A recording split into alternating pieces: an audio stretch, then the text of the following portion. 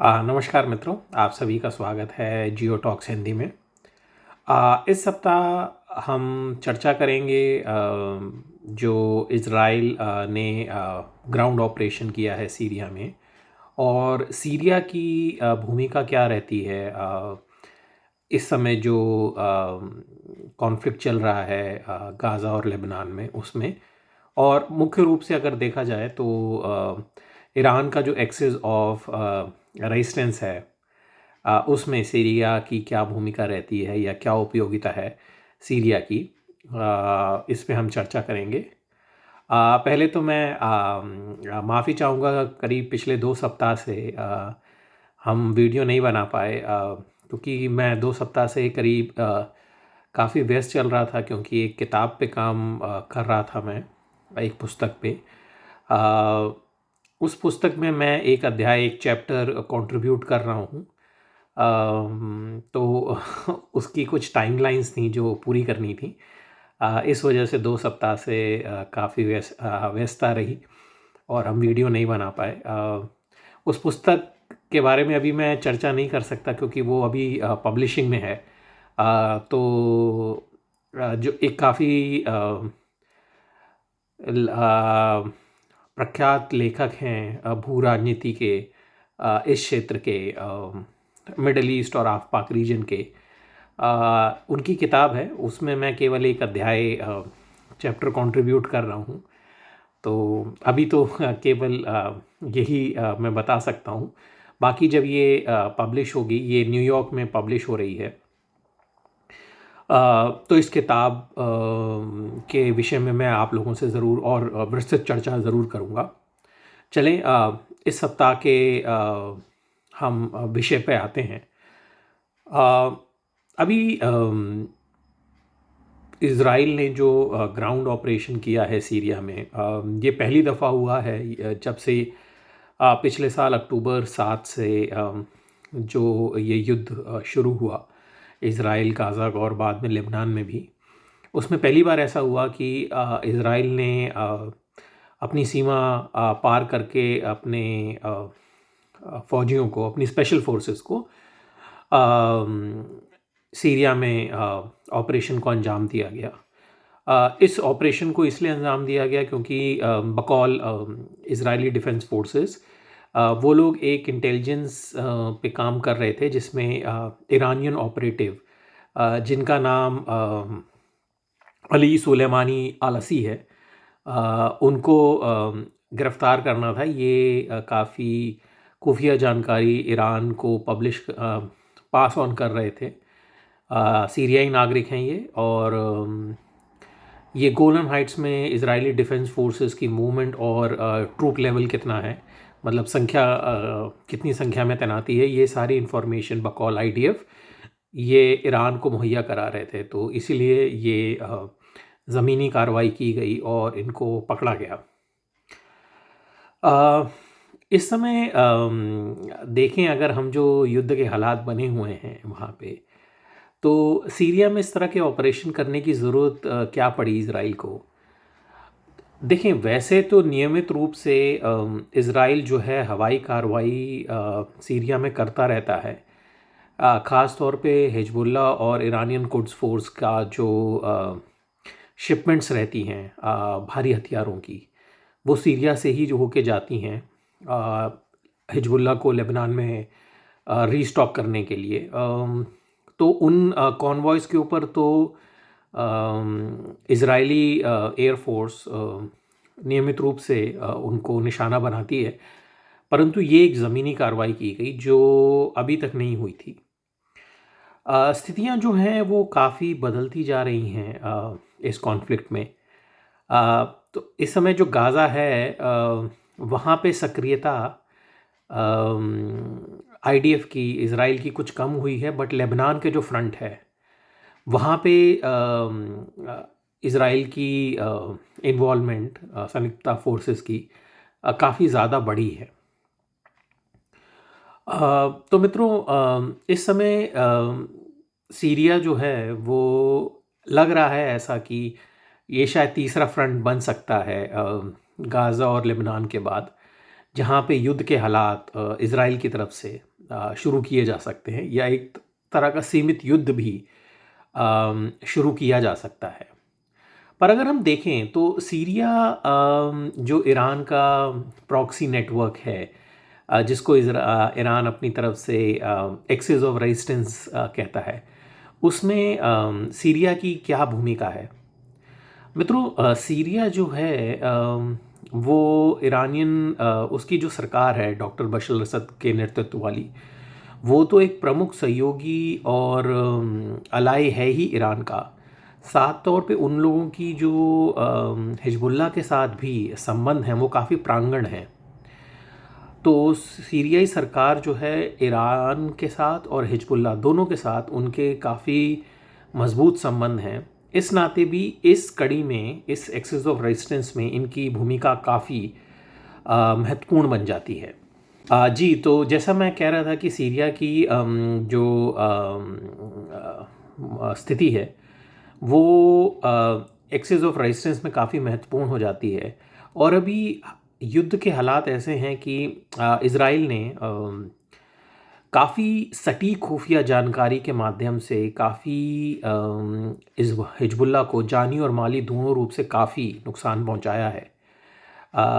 जानी तो ये कि मतलब हिजबुल्लाह की जो एक तरह की जो सीनियर लीडरशिप थी, टॉप लीडरशिप, वो लगभग पूरी ख़त्म हो चुकी है।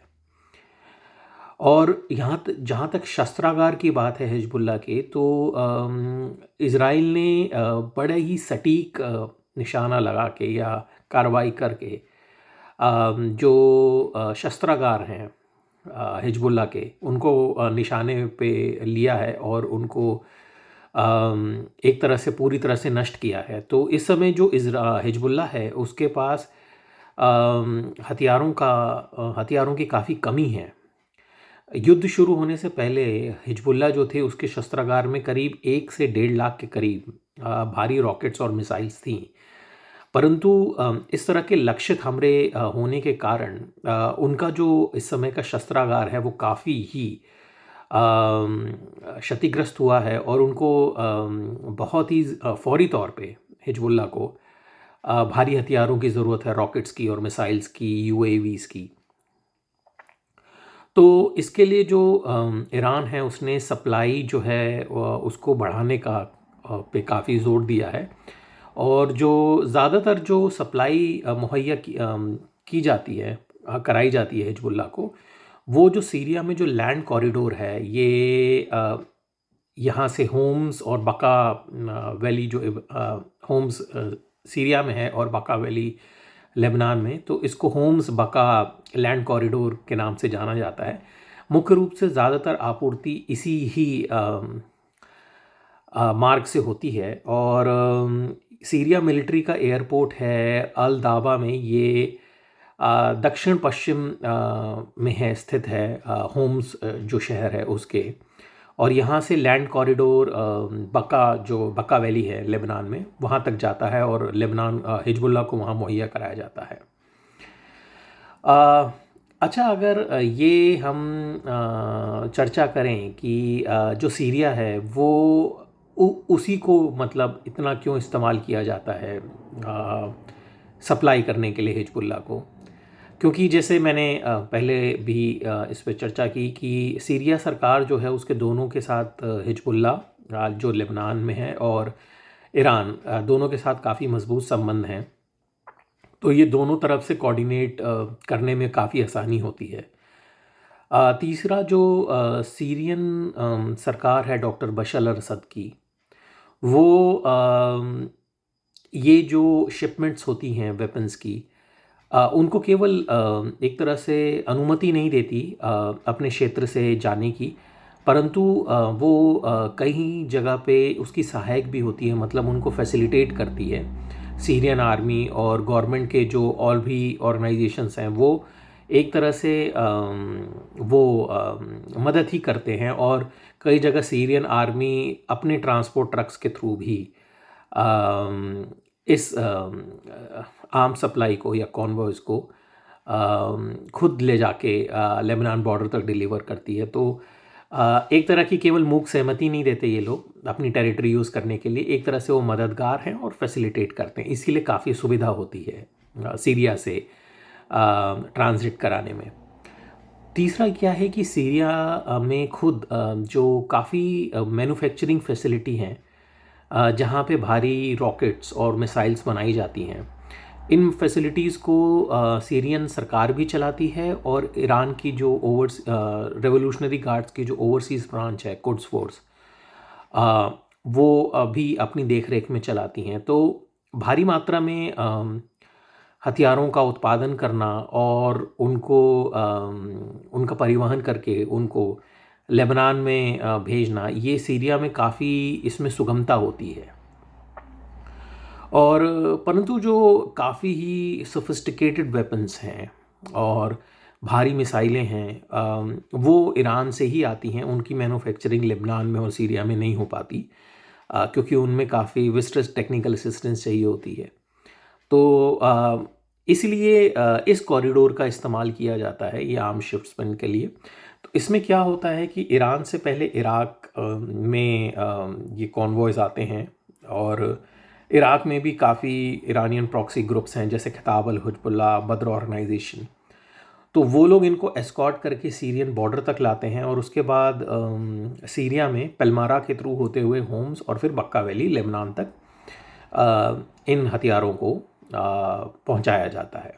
तो एक तरह का ये देखा जाए तो पूरा चेन बन जाता है सीधा सीधा रूट का। और ये लैंड जो रूट रहता है, ये उसमें हर जगह लगभग ईरान के दोस्त हैं, मित्र हैं, प्रॉक्सी ग्रुप्स हैं, जो इन कॉन्वॉयज़ को सुरक्षा देते हैं और इनको आगे बढ़ने में इनकी मदद करते हैं। इसलिए सीरिया की उपयोगिता काफ़ी ज़्यादा है। अच्छा, अगर हम ये चर्चा करें कि सीरिया सरकार का इसमें क्या मत रहता है, क्या वो इच्छुक रहते हैं कि इस तरह की उनकी क्षेत्र का, उनकी टेरिटरी का इस्तेमाल हो? जी, तो सीरिया सरकार के बारे में हम बात कर रहे थे कि क्या वो ये चाहते हैं कि उनकी जो क्षेत्र है, टेरिटरी, उसका इस्तेमाल हो। तो मैं अगर अपने अनुभव से कहूँ, सीरिया में मैंने कई असाइनमेंट्स किए हैं, सरकार के जो कंट्रोल्ड एरिया हैं वहाँ पर भी, और कुर्दिश कंट्रोल एरिया में भी। तो जितना भी मेरा उनके साथ संवाद रहा है, और करीब 11-12 साल से इस वहाँ की जो सीरियन सिविल वॉर को हम ट्रैक कर रहे हैं, उससे हमारी जो समझ है वो यही कहती है कि सीरिया की सरकार भी 13 साल के गृह युद्ध के कारण मतलब एक तरह से काफ़ी आजिज़ आ चुकी है कॉन्फ्लिक्ट से। वो ये नहीं चाहते कि वो किसी और कॉन्फ्लिक्ट में उलझें, ख़ास तौर पे इज़राइल के साथ किसी कॉन्फ्लिक्ट में, क्योंकि अगर उनकी टेरिटरी से ये आर्म शिपमेंट पास होते हैं तो इज़राइल की भी उस पे पैनी नज़र बनी रहती है। इस बात का हमेशा ख़तरा बना ही रहता है कि इज़राइल हमला करेगा। और केवल इन कॉन्वॉयज़ पे नहीं, कई कई जगह सीरियन अरब आर्मी जो है सरकार की, उन पे भी इज़राइल हमला करता है, और उसमें भी सीरियाई सेना का काफ़ी क्षति होती है। तो सीरिया सरकार ये चाहती नहीं है कि, क्योंकि इस समय उनके भी काफ़ी शत्रु हैं जिनसे उन्हें निपटना है, जैसे इदलिब प्रोविंस में रेबल ग्रुप्स अभी भी हैं। और इसमें कोई दो राय नहीं है कि सीरियन सरकार, डॉक्टर बशर अल असद ने अपनी स्थिति काफ़ी मजबूत कर ली, और अब नियर फ्यूचर में ऐसा नहीं लगता कि डॉक्टर बशर अल असद सत्ता से हटेंगे। परंतु स्थितियां उनके लिए भी पूर्णतः सुगम नहीं हैं। अभी भी कई शत्रु विद्रोही गुट हैं जो सीरिया में जिनकी उपस्थिति है, जैसे इदलिब में अपोजिशन ग्रुप्स हैं, उनके मिलिशिया, वो पूरा इदलिब जो प्रोविंस है वो कंट्रोल करते हैं। तुर्की ने भी कई जगह सीरिया की जो टेरिटरी है, क्षेत्र है, उस पर कब्ज़ा जमा रखा है अवैध रूप से। और उत्तर पूर्व में, नॉर्थ ईस्ट में एक बहुत बड़ा इलाका जो है वो सीरियन कुर्द्स जो हैं उनके कंट्रोल में है। तो सीरियन सरकार के लिए भी स्थितियां जो हैं वो एकदम सुगम नहीं हैं, और वो अपनी लिस्ट में एक नया मतलब इज़राइल को भी ऐड नहीं करना चाहते अपनी शत्रुओं की लिस्ट में। क्योंकि इज़राइल के साथ सीधा-सीधा उलझने में सीरियाई सरकार ने जो भी 11-12 साल में इस गृह युद्ध में अपनी स्थिति को मजबूत किया है, उसको एक बहुत बड़ा ख़तरा हो सकता है। तो अगर उनकी इच्छा नहीं है तो फिर वो इस तरह के जो उनके क्षेत्र का इस्तेमाल ईरान करता है, हिजबुल्लाह करता है, उसको वो रोकते क्यों नहीं हैं? क्योंकि इस गृह युद्ध में, सीरिया के गृह युद्ध में हिजबुल्लाह ने और ईरान, ये दोनों ऐसे प्रमुख अलाई रहे हैं डॉक्टर बशर अल-असद के, जिनके कारण ही वो सत्ता में बने रह सके हैं। क्योंकि एक समय में सीरियन आर्मी भी काफ़ी बड़ी संख्या में डॉक्टर बशर अल-असद राष्ट्रपति जो हैं उनको छोड़ के विद्रोही गुटों में शामिल हो गई थी। तो जो ग्राउंड फोर्सेस हैं उनको उस समय ईरान ने और हिजबुल्लाह ने ही भारी संख्या में ग्राउंड फोर्सेस इनको मुहैया कराई थी। रशिया जो था वो ज़्यादातर एयर कवर दे रहा था डॉक्टर बशर अल-असद को, पर ग्राउंड फोर्सेस जो थी वो ज़्यादातर हिजबुल्लाह और ईरान की ही थी, ईरान के कुड्स फोर्स की। तो इस तरह मतलब एक तरह का मतलब ये ऐसे अलाइज़ हैं डॉक्टर बशर अल-असद के जिन पे बहुत ज़्यादा वो अंकुश नहीं लगा सकते। और क्योंकि उन्होंने उनको सत्ता में रहने में इतनी मदद की है कि उनको वो सीधा-सीधा सीरिया से बाहर नहीं कर सकते। और परंतु जो सरकार है वो ये चाहती है, सीरियन सरकार, कि ये जो कॉन्फ्लिक्ट है इज़राइल ईरान का, जो गाज़ा और लेबनान में चल रहा है इस समय, वो किसी तरह के निर्णय पे पहुँचे और वो जल्द से जल्द ख़त्म हो, ताकि वो इसमें तीसरा फ्रंट ना बने। मित्रों, आज हमने चर्चा की सीरिया की भूमिका क्या रहती है इस कॉन्फ्लिक्ट में, और सीरियाई सरकार की भी भूमिका क्या है, और वो उनका मत क्या है इस बारे में। मित्रों, हमारी कोशिश हमेशा ये रहती है कि हम जो मध्य पूर्व में जो कॉन्फ्लिक्ट चल रहे हैं इस समय और वहाँ की जो भू राजनीति है उसको समझने का पूरा प्रयास करें। उसमें जो विभिन्न सोच हैं या दृष्टिकोण हैं उनको समझें, क्योंकि ज़्यादातर जो पब्लिकेशंस हैं, ख़ास तौर पे भारत में इस समय मुख्य धारा जो मीडिया में, वो केवल एक पक्ष को ही ज़्यादा दिखाने में विश्वास रखते हैं और एनालिसिस नहीं होता। मैं जैसे आप पहले भी चर्चा कर चुका हूँ कि भावनात्मक रिपोर्टिंग ज़्यादा होती है, कि पहले से ही एक कंक्लूजन किया हुआ है और जो भी इंफॉर्मेशन या डेवलपमेंट आए उसको उस पहले के डिसाइडेड खांचों में फिट करना है। इस तरह की पत्रकारिता, इसको सेलेक्टिव पत्रकारिता या पिक एंड चूज़ जर्नलिज्म कहा जाता है। तो खैर, उसमें हम नहीं जाएंगे, विषयांतर हो जाता है। मित्रों, आप सबसे निवेदन है, आप जियो टॉक्स हिंदी को सब्सक्राइब करें, ताकि हमारी जब भी कोई नई वीडियो आए तो उसका नोटिफिकेशन आपको तुरंत मिल जाए। और अगले सप्ताह हम चर्चा करेंगे अफ़गानिस्तान के एक प्रमुख विद्रोही सशस्त्र गुट में जो के बारे में, जो इस समय तालिबान के साथ एक तरह का संघर्ष उत्तरी अफ़गानिस्तान में कर रहा है। मैंने उसके एक काफ़ी बड़े नेता का अभी इंटरव्यू किया है जो अभी प्रकाशन में है। तो अगले सप्ताह हम उस पे चर्चा करेंगे। धन्यवाद।